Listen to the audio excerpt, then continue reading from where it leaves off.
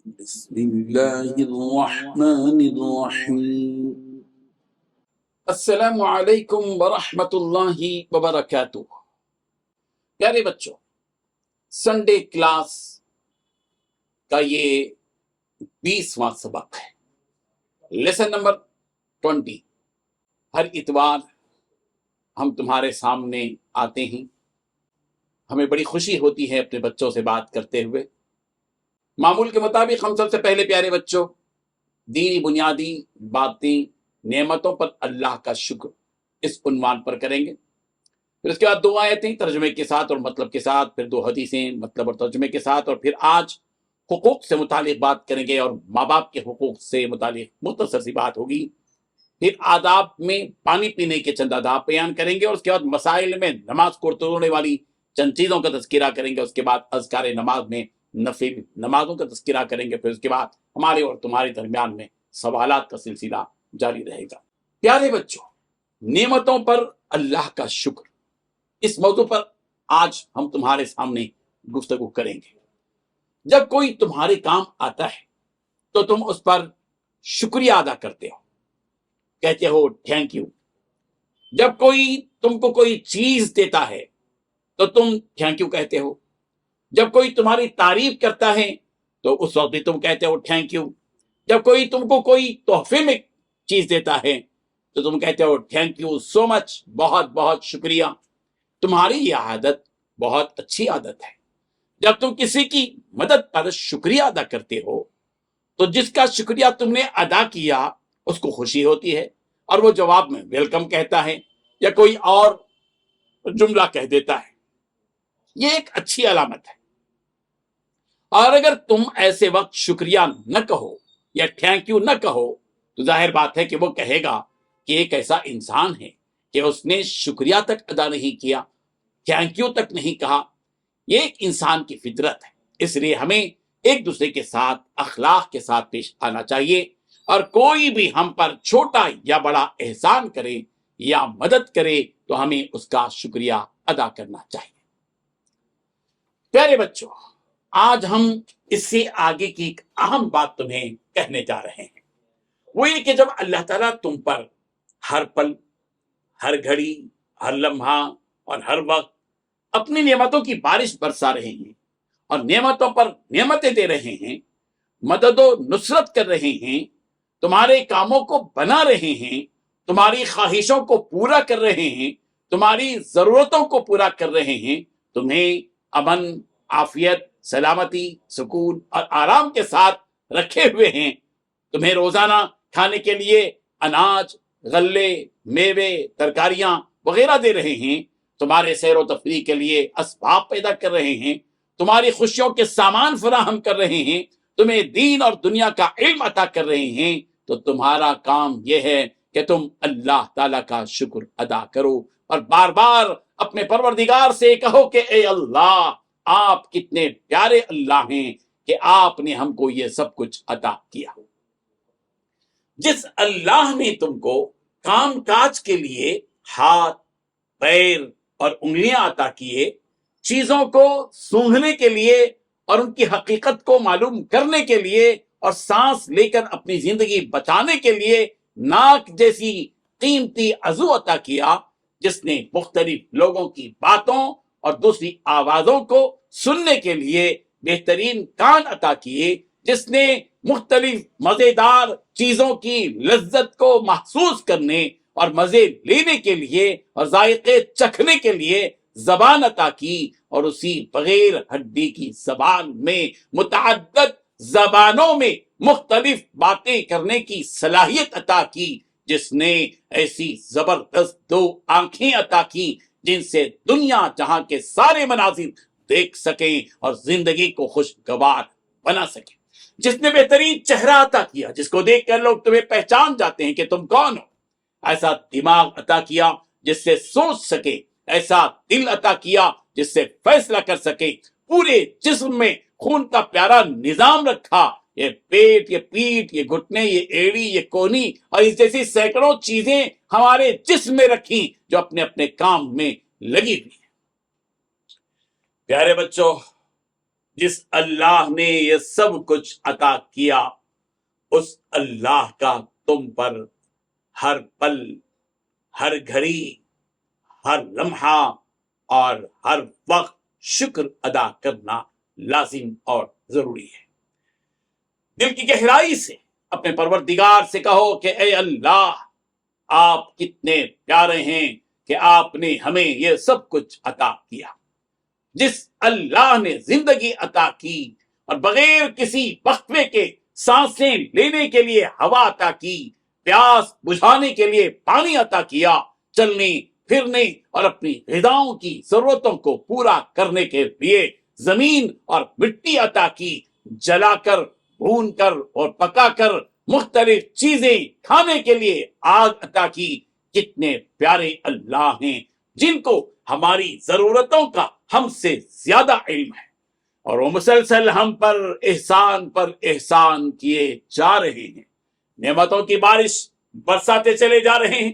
جس اللہ نے صحت بخش سر سے لے کر پیر کے ناخن تک کے سارے اعضاء کو صحت بخشی اور ہمارے سارے اعضاء صحت مند ہیں، یہ کتنی بڑی نعمت ہے۔ اسی لیے کہا گیا کہ تندرستی ہزار نعمت ہے، تندرستی ہزار نعمت ہے۔ جس اللہ نے ماں باپ بخشے، بھائی بہن عطا کیے، چچا اور ماموں عطا کیے، دادا اور دادی اور نانا اور نانی عطا کیے، پھوپھی اور خالہ عطا کیے، ددیالی ننیالی رشتے عطا کیے، یاد کرو ان نعمتوں کو اور شکر کرو اپنے اس رب کا جس نے نعمتوں کی یہ بارش برسا کر ہماری زندگی کو خوشگوار اور خوشحال بنا دیا۔ آؤ پیارے بچوں، آج سے ہم یہ عہد کریں کہ ہم اپنی زندگی میں اپنے رب کا شکر ادا کرنا نہیں بھولیں گے۔ تمہیں پتا ہے کہ جس اللہ نے یہ نعمتیں عطا کی اس اللہ نے ہم کو نعمتوں پر شکر ادا کرنے کا حکم بھی دیا ہے۔ وشکرولی، اور تم میرا شکر ادا کرو۔ پیارے بچوں، اللہ تعالیٰ نے جو رزق تم کو دیا ہے کھاؤ۔ پیارے اللہ جی تم کو کھانے سے نہیں روکتے، یہ رزق تو تمہارے لیے ہی پیدا کیا گیا ہے، مگر یاد رکھو پاکیزہ رزق کھاؤ، یعنی حلال رزق کھاؤ، اور جس اللہ نے تم کو یہ رزق دیا ہے اس پر شکر بھی ادا کرو۔ اللہ تعالیٰ نے سورہ بقرہ کی آیت نمبر 172 172 میں فرمایا، یا ایھا الذین آمنوا کلوا من طیبات ما رزقناکم واشکروا للہ ان کنتم ایاہ تعبدون۔ اے ایمان والو، ہماری دی ہوئی ستھری چیزیں، صاف چیزیں کھاؤ اور اللہ کا شکر ادا کرو اگر تم اسی کی عبادت کرتے ہو۔ اور یہ بات یاد رکھو کہ اگر تم اللہ تعالیٰ کی ان نعمتوں کا شکر ادا کرو گے تو اللہ تعالیٰ اس شکر پر تمہیں اچھا بدلہ بھی عطا کریں گے۔ سورہ آل عمران کی آیت نمبر 144 میں اللہ تعالیٰ نے فرمایا، وَسَيَجْزِي اللَّهُ الشَّاكِرِينَ، اور اللہ تعالیٰ شکر ادا کرنے والوں کو جلد ہی بدلہ عطا فرمائے گا۔ پیارے بچوں، آج ہم تم کو زیادہ سے زیادہ نعمتوں کے حاصل کرنے کا فارمولا بتلاتے ہیں۔ یہ فارمولا ہم نہیں بلکہ اللہ تعالیٰ بیان کرتے ہیں اور ہم صرف نقل کرتے ہیں۔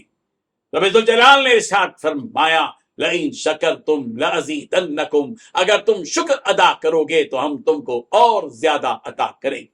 اس لیے اس فارمولے کا استعمال کرو۔ اگر تم عقل مند ہو تو ضرور تم اپنے رب کا شکر ادا کرو گے، اور جیسے جیسے اللہ تعالیٰ کی ان تمام نعمتوں پر شکر ادا کرتے جاؤ گے ویسے ویسے اللہ تعالیٰ تم کو اپنی نعمتیں اور دیتے جائیں گے۔ سورہ لقمان کی آیت نمبر 14 میں اللہ تعالیٰ نے سارے انسانوں سے خطاب کرتے ہوئے فرمایا، انشکر لی ولی والدیک، کہ تم میرا بھی شکر ادا کرو اور اپنے ماں باپ کا بھی شکر ادا کرو۔ اگرچہ کہ اس میں واحد کا لفظ ہے کہ تم میرا شکر ادا کرو، لیکن یہ کہ یہ پوری انسانیت کے لیے ہے، سارے مسلمانوں کے لیے ہے۔ پیارے بچوں، جس طرح اللہ تعالیٰ کی ان نعمتوں کا شکر ادا کرنا ضروری ہے، اسی طرح اپنے ماں باپ کا شکر ادا کرنا بھی ضروری ہے۔ آج تم تھوڑا سا بڑے ہو گئے ہو، تم بچے تھے، تمہیں اپنا ہی ہوش نہیں تھا، تم خود سے نہ چل سکتے تھے، نہ بیٹھ سکتے تھے، نہ کھا سکتے تھے، نہ پی سکتے تھے۔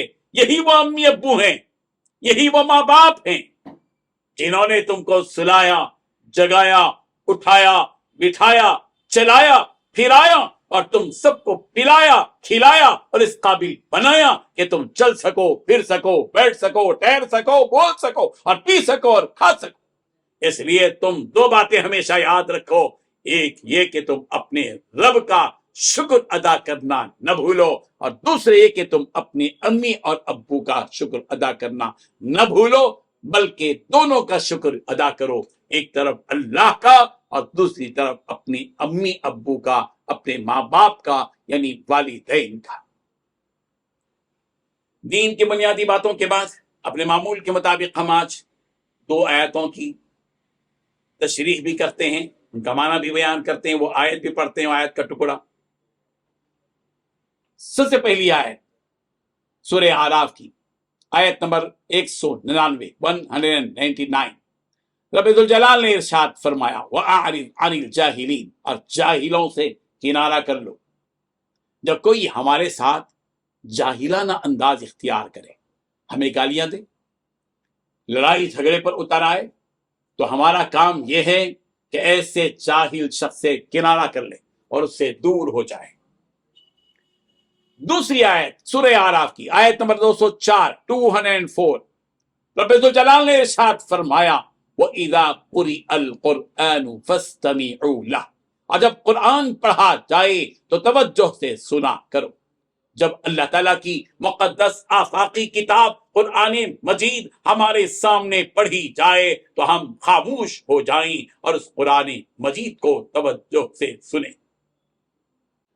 2 آیتوں کے بعد ہم 2 حدیثی تمہارے سامنے بیان کرتے ہیں۔ پہلی حدیث ترمذی کی ہے، نبی رحمت حضرت محمد مصطفیٰ صلی اللہ علیہ وسلم نے ارشاد فرمایا لا يدخل الجنت خب ولا بخیل ولا سیء الملکہ، جنت میں کوئی فریب دینے والا، فریب کرنے والا، کنجوس یا بد اخلاق نہیں جائے گا۔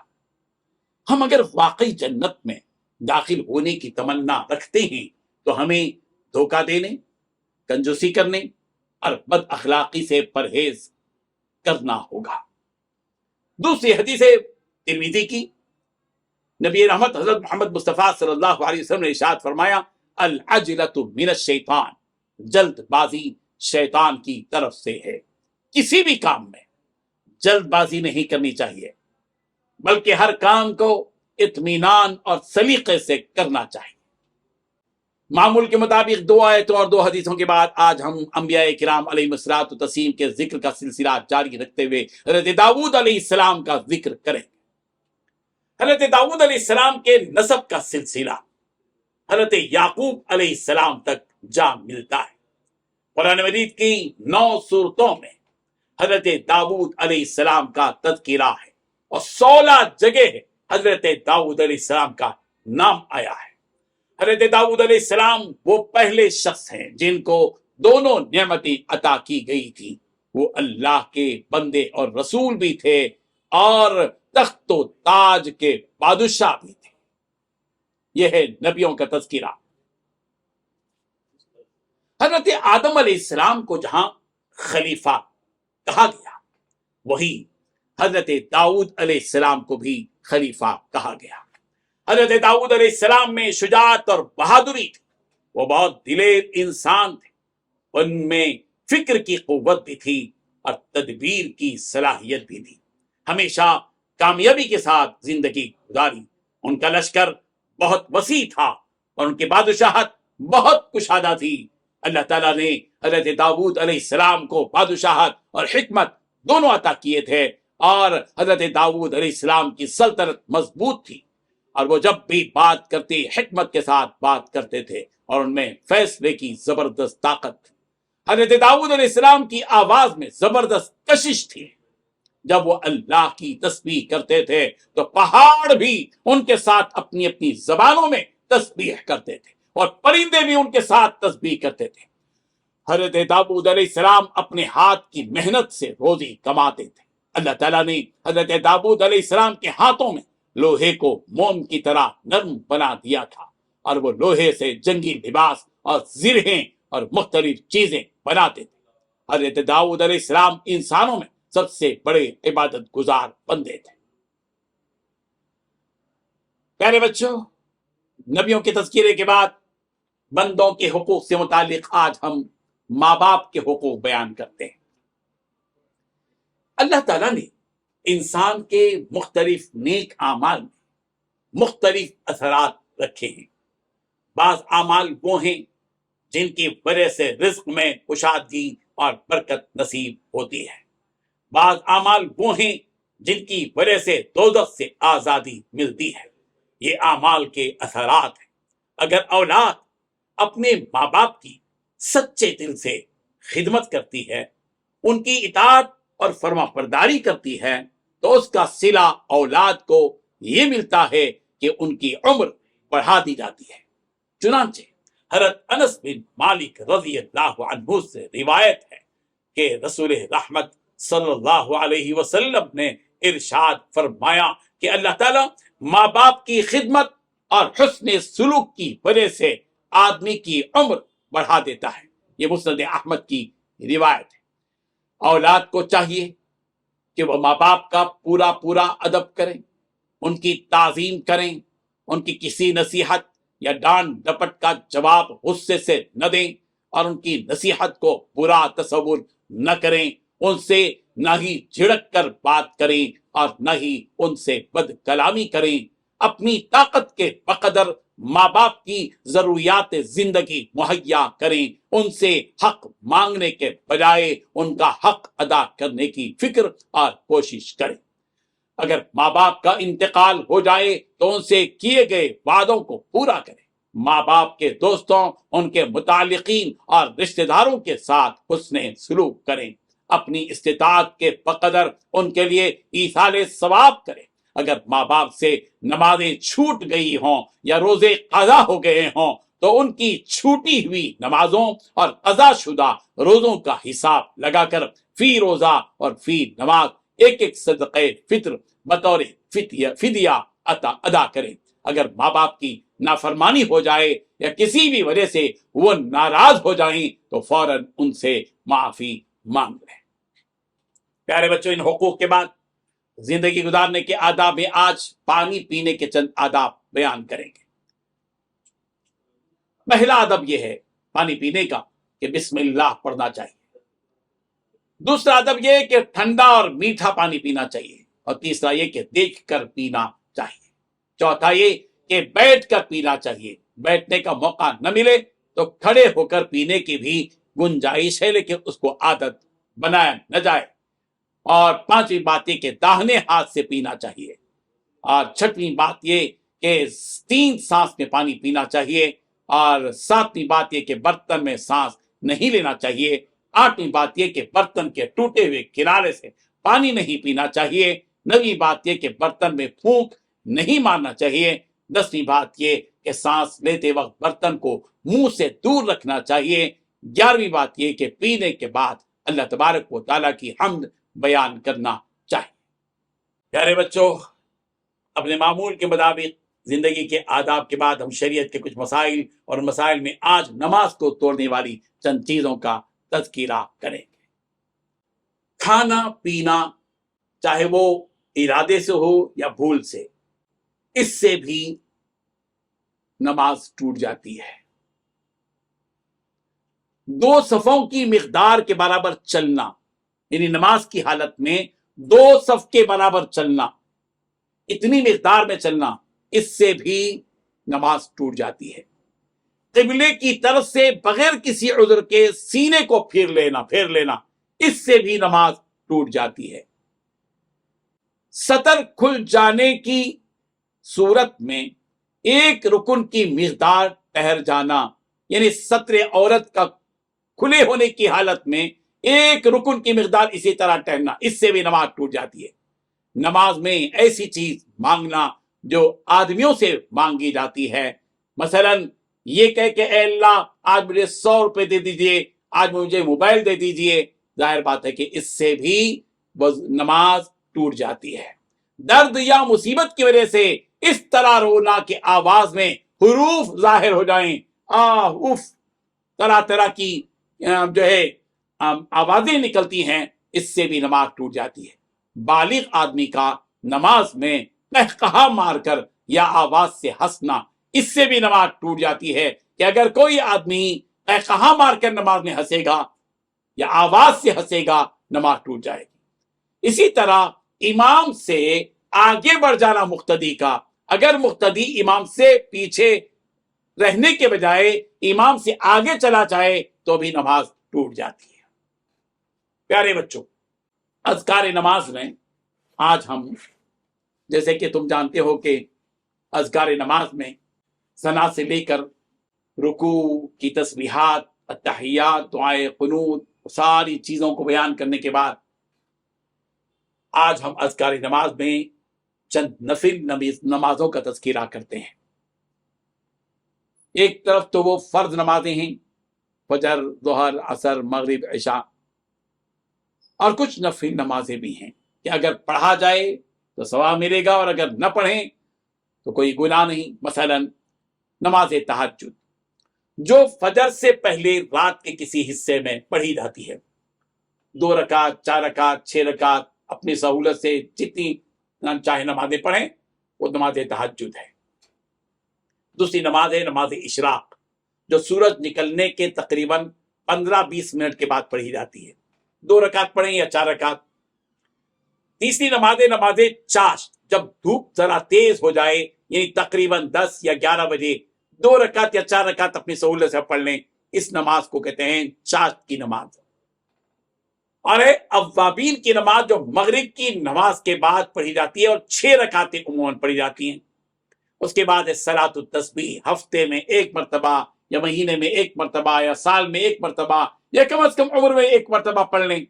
اور اس کا طریقہ چونکہ طویل ہے، علماء سے پوچھ لیں، اپنے اساتذہ سے پوچھ لیں، کسی بڑی کتابوں میں پڑھ لیں۔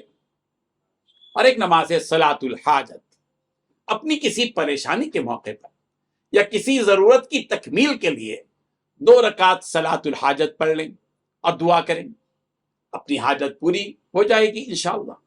اور ایک نماز صلاۃ التوبہ، جب کوئی گناہ ہو جائے تو 2 رکعت نفل نماز پڑھ کر خوب گڑ گڑا کر توبہ کریں، اسی کو صلاۃ التوبہ کہتے ہیں۔ پیارے بچوں، ان ساری باتوں کے بعد آخر میں ہم اپنے معمول کے مطابق سوالات و جوابات کا تذکرہ کا سلسلہ شروع کرتے ہیں۔ پہلا سوال، 15 سوالات میں سے پہلا سوال، جب کوئی تمہارے کام آتا ہے تو تم کیا کہتے ہو؟ دوسرا سوال، اللہ تعالیٰ ہم کو کیا کیا نعمتیں دے رہے ہیں؟ تیسرا سوال، ہمیں سب سے پہلے کس کا شکر ادا کرنا چاہیے؟ چوتھا سوال، آیت کا وہ ٹکڑا پڑھ کر سناؤ جس میں شکر کرنے کا حکم ہو۔ پانچواں سوال، نعمتوں کا شکر ادا کرنے کا فائدہ کیا ہے؟ چھٹواں سوال، صلاۃ التوبہ کب پڑھی جاتی ہے؟ ساتواں سوال، لئن شکرتم لازیدنکم کا مطلب کیا ہے؟ آٹھواں سوال، کیا تم اپنے امی اور ابو کا شکریہ ادا کرتے ہو؟ نوواں سوال، کیا تم ہمیشہ اللہ تعالیٰ کا شکر ادا کرتے ہو؟ 10واں سوال، سورہ لقمان کی آیت نمبر 14 میں 14 میں اللہ تعالیٰ نے کیا فرمایا؟ 11واں سوال، وَأَعْرِضْ عَنِ الْجَاهِلِينَ کا مطلب کیا ہے؟ 12واں سوال، الْعَجْلَةُ مِنَ الشَّيْطَانِ کا مطلب کیا ہے؟